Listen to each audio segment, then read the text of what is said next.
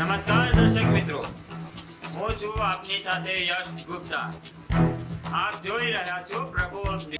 નમસ્કાર દર્શક મિત્રો, આપ જોઈ રહ્યા છો પ્રકોપ ન્યૂઝ. હું છું ભરત ગુપ્તા અને આજે આપને લઈને આવ્યા છીએ એક મહત્વપૂર્ણ સમાચારો. આજે છોટાઉદેપુર ખાતે ગરીબ કલ્યાણ મેળામાં લાભાર્થીઓને વિવિધ યોજનાઓની સહાય આપવામાં આવી.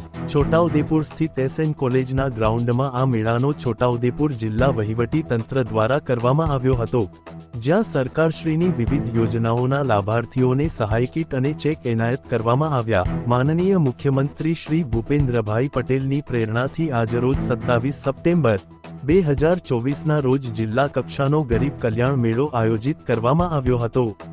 મેળામાં મુખ્યમંત્રીશ્રીના ઉદ્બોધનને વર્ચ્યુઅલ રીતે સાંભળવામાં આવ્યું. મેળામાં ગુજરાત સરકારશ્રીની વિવિધ યોજનાઓ અંગેના સ્ટોલ ગોઠવવામાં આવ્યા હતા, જેમાં લાભાર્થીઓને સહાયક થવા માટે જિલ્લા વહીવટી તંત્રના અધિકારીઓ અને કર્મચારીઓ હાજર રહ્યા. છોટાઉદેપુર લોકસભાના સાંસદ શ્રી જશુભાઈ રાઠવાએ પોતાના પ્રવચનમાં જણાવ્યું હતું કે 2009ની આવી યોજનાઓ દ્વારા લાભાર્થીઓના જીવન ધોરણમાં નોંધપાત્ર ફેરફાર આવ્યો છે અને તેમની આજીવિકા સુનિશ્ચિત કરવામાં મદદ મળી છે.